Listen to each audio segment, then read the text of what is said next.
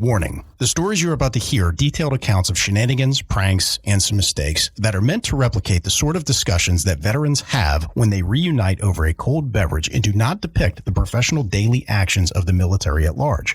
We hope to make you laugh, but not to disrespect our proud men and women in uniform. Listener discretion is advised.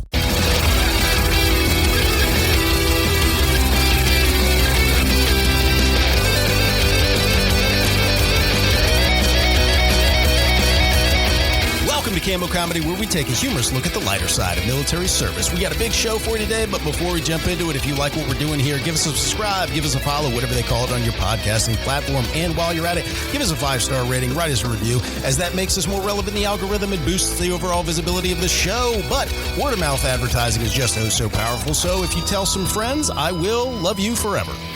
Okay, let's jump into the show. I am your host, Aaron Wolf. Just as a friendly reminder to the audience, we put out a new show every single Monday, so make sure you give the notification bell a nice tap so you don't miss a show. Give it a nice tap.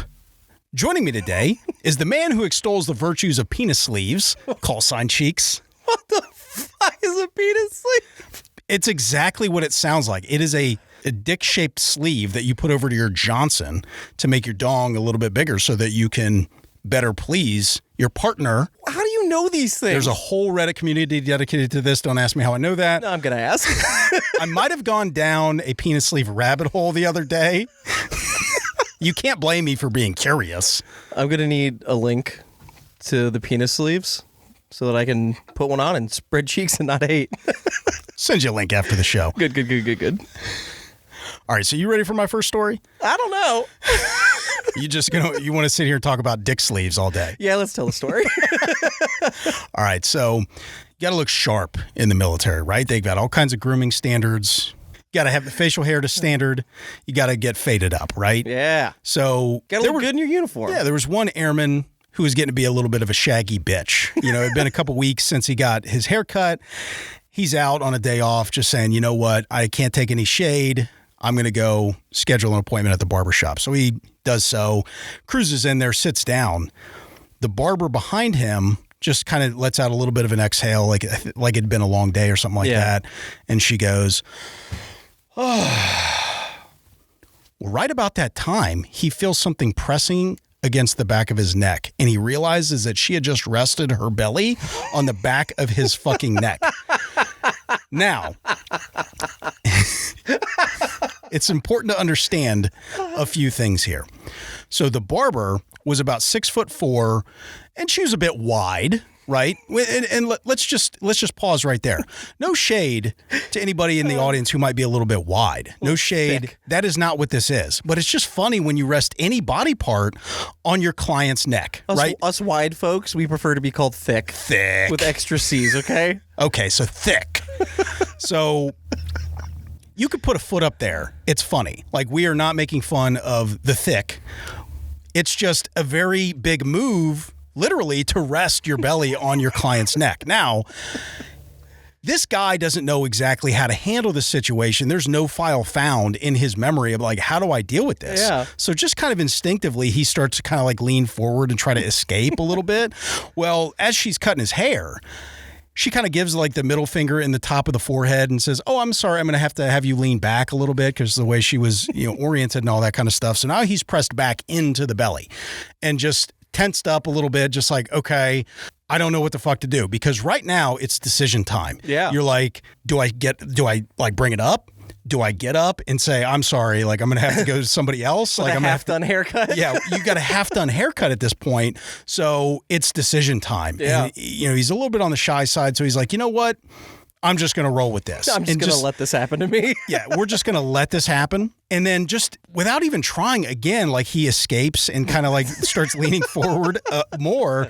And again, she's just like, oh, I'm sorry, I'm going to have you lean your head back, right? Pushing his neck back into her belly. Yeah. And again, we're not throwing any shade to the thick folks, but it's just a ridiculous thing to have any body part. I mean, guys have rested their balls on somebody's neck or something like that. You know that's happened. Don't act like I'm sure it has. Don't act like that doesn't happen sometimes, especially like, Barbara might be a little sweet on you and then they can just play it off like, oh, I'm sorry. That was just an honest mistake. That's harassment. He was harassed. I don't know. Would you qualify a belly as harassment? I don't think it is. I think she might have found a loophole here. I think there's a loophole. I don't think you can harass somebody with And there's your belly. also Reddit communities dedicated to people that like to slap their bellies on other people. So this could have been a bit. Don't ask me how I know that one either. I'm going to ask. You can't blame me for being curious. Hey, I don't kink shame, man. It's not a kink. It's just curiosity. That's a fucking kink. If there's a Reddit for it, it's a kink.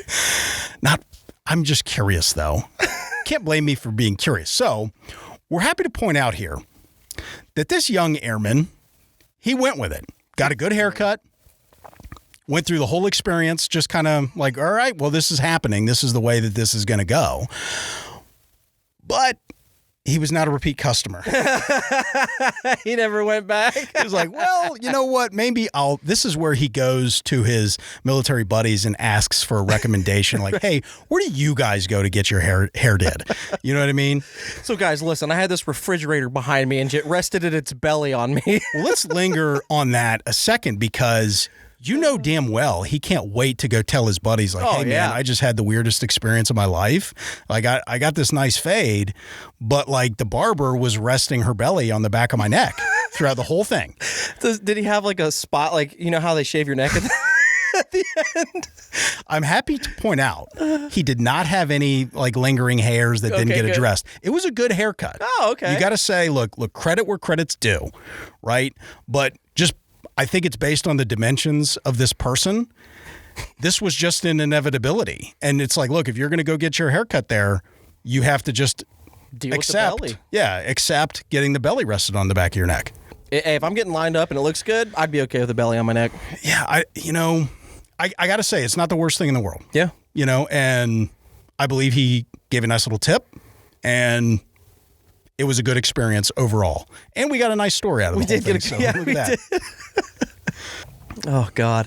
So our next one that's coming up, this is in like the 90s time frame. Okay. It's a younger fella. He's like 18 to 20 years old. He's a younger, lower enlisted guy. Right. And when you're new in the military, you don't have a lot of money usually. Yeah, well, especially 1990s military. It was a peacetime military at the time, so they're probably not tossing a lot of bonuses out to young kids. It's just like, hey, if you're in, take your paycheck and that's it, right? Right. Well, this guy's car that he drove around, it was a bit of a hoopty. Oh, he was driving a bucket? He's driving a bucket, right? And most people have driven this car. Most people have been through that phase of life where it's just like, look, it's paid off. Fuck it. Whatever. Right until the wheels fall off, right? Who am I trying to impress? Fuck it. Well, this guy's particular vehicle, okay, every time he would make like a right-hand turn, the horn would go off. Is that bad? It was that bad. And like you've heard the stories of people playing pranks on their friends, like where they'd hook up the horn to the brakes and stuff. And in the 90s, it was a lot easier because there's less electronics in the cars. Yeah. Right? Do we know if this guy had like been a huge dick and pissed off his mechanic or something like that? I don't think that was the case. I think it was just some faulty wiring. Piece of shit. Yeah. So this guy's on the freeway and he's getting off the exit and it's like one of those big cloverleaf exits. You know what I mean? Like the forever turns. This can't backfire. No, not at all. So it's one of those forever turns. Right. And he's behind somebody and he goes to turn off the freeway and he's on that big curve. His horn's just the whole fucking time. The guy in front of him's got to be losing his fucking shit. Oh, yeah. What the fuck is your problem? Yeah. I know what I'd be thinking. I'd be like, what the fuck, man? Yeah, what's the emergency? Do I need to pull over? What are you going to do on a cloverleaf off-ramp? You're like, what the fuck do you want me to do? Like, there's no merging. There's no passing. What the fuck? It's a one-lane guy. Why are you laying on your horn? I would be fucking furious. Well, this guy was. They get to the end of the cloverleaf, and as he's pulling up to the stoplight, straightens out the steering wheel, it stops. The guy pulls up next to me. He's like, what the fuck was that, man? And imagine there's no explaining this. You've got like 3 seconds and you just got to be like given that like, I'm sorry pose. Like, hey, I'm sorry. My car's just a piece of shit. That guy's not going to buy that shit. He's like, you're just being an asshole. Yeah. So he's rolling his window. He's like, hey man, check it out. Look, I'm so sorry. Every time I turn right, light turns green. He's like, look, he's gone. Yeah.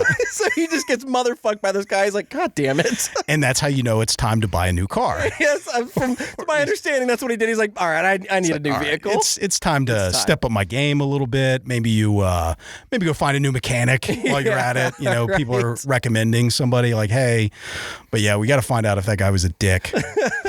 All right, man. So check out this next story. We had this Army cat that had just finished like an 18-month deployment over in Iraq, right? And he had seen a lot of action. Yeah. Right. So he became a trainer at a pre-deployment training base. Oh, cool. Right. So he had, like I said, he'd seen a lot of action. So he was getting the guys ready that were going over to Iraq and Afghanistan. Yeah. And he happened to be an explosives expert at this time. Like he was tactics and explosive expert. So he would teach guys how to spot and deal with IEDs, those improvised explosive devices. And for those of you in the audience who might not know, these are just what the insurgents would use. They would just pile together whatever components and they would make explosives out of it. So it wasn't like a manufactured ordnance that you might see, you know, from the American military or whoever, right?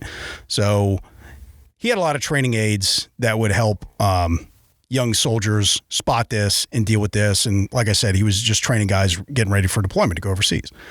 So in the midst of this, he gets what they call a TDY, temporary duty assignment. He gets like a class that's, you know, a few hours to a different base, right? So he's got to get trained up on some other thing. Yeah. So this guy's got to go grab a rental car, throw all of his bags and equipment in there, and head a few hours down the road to this other base.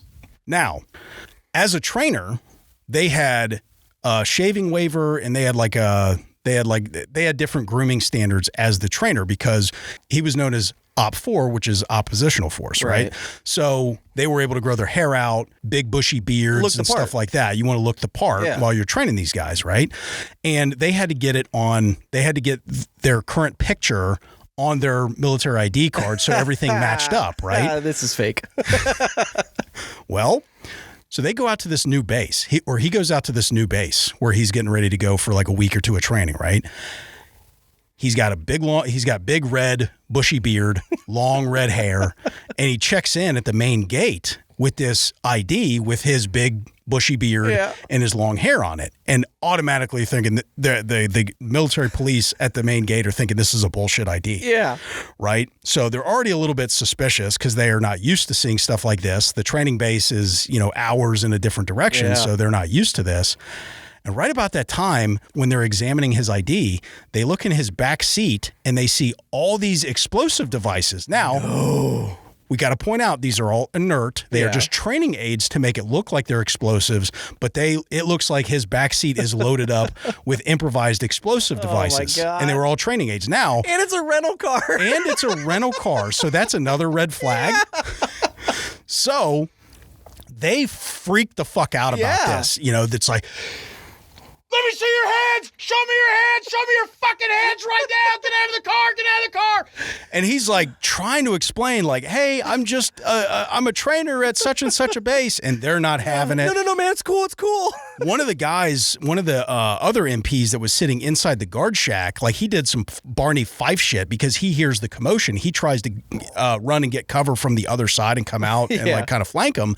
Well, he ends up, I don't know if he tripped, but he ended up dropping his gun. Oh, no. And this guy is like, oh, fuck, I'm going to get shot, right? Yeah. He's fearing the worst. And so they get him on the ground. He's in cuffs. And, of course, they call, like, the bomb squad, the FBI, all of this stuff. All the while, he's trying to explain to him, like, hey, I'm just a trainer at such and such a base. And they're not having... Shut the fuck up! Pussy's on the pavement. Get down!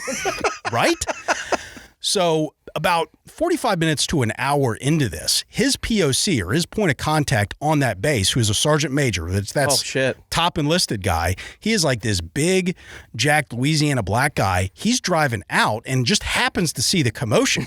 And he recognizes that this is his guy that he's waiting on. And he kind of pulls over to the side. He's like, hey, wait, what the fuck's going on? Hey, he's a friendly. And so he tries to kind of reason with everything, but there's no one doing this at this point. They're bringing out like bomb robots at this point. Well, they're committed. It's been an hour and this dude's been proned out on the ground in cuffs. And of course he's not able to make a phone call. No. Like they're just fearing the worst. So the sergeant major is able to de-escalate it a little bit and identify like, hey, this is a trainer. Those are training aides. They're just inert, but they still had to go through all the motions and the FBI, bomb squad, all that stuff had to clear everything. So that's how he was able to report in to this base where he's doing like a temporary duty for just like a class or something like that. So it's a way to make a hell of a first impression. Also, you know, this guy was probably about 25, 26 at the time, so he had plenty of experience. Yeah.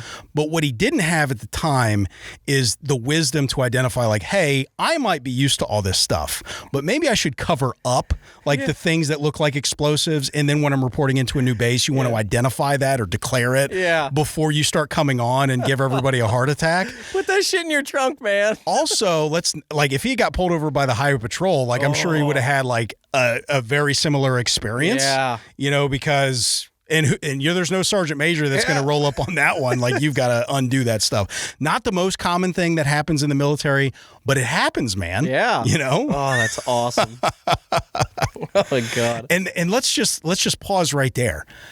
A lot of times, like when you're around explosives and these training aids and everything else like that, they become very routine. It's like a coffee cup. Like you don't even think about it, right? Right. So, but it's just one of those things that this is a piece of wisdom to pass on to other people. Like don't take your everyday stuff for granted, because like even if you're around like some heavy weaponry, machine guns, ammo and stuff like that, depending on where you're going, depending on the setting, like that can be very serious and very threatening to other people. So it's just important to note some of that stuff. Good on those gate guards, by the way, for handling that shit the way it was supposed to be handled. Yes. I mean, yeah, they reacted the way that you would want people to react. Yeah. And you know, like they can't necessarily take people's word for it. Like you've got to check, and if they've got to call his base and verify his story, which that all takes time. Yeah. Now it's lucky that the POC did arrive on scene eventually, you know, but it was just by luck though. It wasn't like he was able to make a phone call, because like had this situation been dealt with in any other way, that POC could have been identified, and he could have been waiting there for him and say, hey, you know, we've got some training aids for this class and everything that we're going to be putting on. So sometimes pre-announcement goes a long way. Instead, this guy rolled up in a rental car with a fake ID and bombs in his car. Big old beard and everything. Like, oh yeah, this is everything's fine. Everything's fine. This is fine. Oh, that's awesome. I got another gate story for you. Fucking A, man. I love it. This is a younger Special Forces guy. He's new to the unit. Oh, God. We love the Special Forces stories. Yes. Well, the way the base is set up is you're driving towards the east to go into the base. All right. Okay. Well, he's there during sunrise. He's trying to come in. Okay. So you can imagine that the sun's in his fucking eyes. Driving directly into the sunrise and it's completely washing out your vision. Exactly. Everybody's had that on the freeway or wherever, so it just sucks. Well, this guy's coming into the main gate. Yeah. Right? And he's doing the speed limit. He's not going crazy or anything like that, but he can't see shit. Right. So instead of like slowing down like a normal fucking person and trying to figure out where he's going, he's like, I'll just keep going. This is fine. And smashes head first into a ballard, one of those 6-inch in diameter, like steel filled with concrete poles that are immovable. Yeah. Those are things that do control traffic and make sure that like a vehicle-borne IED can't just drive in and strike the base. Well, it was effective. Oh my God. He smashes this thing at like 20 miles an hour, okay? Oh, fuck. The back end of his car comes up off of the ground, shifts like 6 feet, and then comes to rest, blocking all inbound traffic. That fucking sucks. That is a horrible way to start your day. I know. And he's newer to the unit, you know what I mean? A young guy. Now, let's also say a lot of those ballards are painted like yellow or orange. Yeah. So they're definitely going to be washed out. Like I do have a little bit of sympathy for this Special Forces guy, but well, nobody else in the line did. Okay. So, I can't wait to hear more. So he gets out of the car and he's like, fuck me, man. Yeah. And obviously the guys at the gate are like, oh, dude, how does this happen? Like, right. Oh. Well, at that time, like. You're blocking traffic, so they got to divert everything. Diverted it all down, like all inbound and outbound was in the same lane. Yeah, depending on how this base was set up, like you've got to set up like road guards and make sure that, fuck. So, as his other buddies are coming in, the other special forces buddies. That's where this is where it is, right? And when you fuck up like this in the military, there is no sympathy. None whatsoever. Like, you're getting roasted, period. It doesn't matter what happened. Red meat, especially for special forces guys. Yeah. You know what I mean? Yeah. So these guys have no sympathy. And every time they're driving by, they're like, you stupid motherfucker! And this guy's just standing there like a dick, like, yeah, fuck me. Just getting roasted. So it's bad enough that you immobilize your car, block a lane of traffic and all that kind of stuff. And it sounds like this guy was going to his morning muster or whatever they call it, and he was trying to do all of the right things. He was late. I would imagine after all that, because now you got to deal with your fucking car. Yeah, and all your buddies driving by, just laughing at your ass. Roasting the fuck out of you. Oh my God. Drive-by roasted every You know what? time. Here's the thing. It's bad enough to fuck up your car. I think it's probably worse because there's no hearing the end of this. Even it's not just that day. You're probably going to get an epic call sign, I would imagine. Oh, yeah. And like that's going to get brought up every year, like every time people are drinking or whatever, or you're just going to your boss like, hey, I'm going to sign the Humvee out of the motor pool. And they're like, oh, don't wreck it this time like you did when you 5 years ago when you were trying to come into fucking the morning meeting. I imagine there was a safety briefing that was added. And he's got to give it. Yeah. I love that kind of shit, man. That is the best because like we don't want to see anybody get injured, which he wasn't injured, right? No, he's fine. Yeah. We don't want to see anybody get their car fucked up. We don't want to see anybody get injured, but it is fucking hilarious when those kinds of things go in that direction and you could just fucking do a nightclub act on somebody as you're coming in. Well, and you know that it wasn't like you could just back it up and go. They had to get a wrecker out there and pull the car and all that shit. I could just imagine, like if any of those guys were carpooling, I could just imagine one of the special forces guys rolling down the window and just being completely out, yelling and talking shit. Especially if there was anybody that didn't like that guy. That is where the true knives come out and they're just like, stupid asshole. What a shit day though. That's a bad way to start your day. Yeah. You don't need your coffee after that. You got enough adrenaline that just kicks in. You're nice and awake. Hey, thanks for checking out the Cammo Comedy Show Podcast. If you like what we're doing here and you want to participate in this community, there are many different ways that you can contribute. First and foremost, tell somebody about the show. Word of mouth advertising is very powerful, and we really appreciate you for helping us out. If you have any funny military stories of your own or know somebody who does, with their permission, of course, you can contribute those stories via email at stories@cammocomedy.com. That's stories, STORIES, at CAMMOCOMEDY.com. Or if you're not too good at the internets, drop us a voicemail at area code 531-222-6146. That's area code 531-222-6146. That's right, we're giving away our phone number. We want funny military stories from all eras. So if you're not from a generation that's heavily online, we don't want there to be a barrier for participation. We have a lot of big plans for this show, and building this community to support veterans, we will announce here soon, so stay tuned.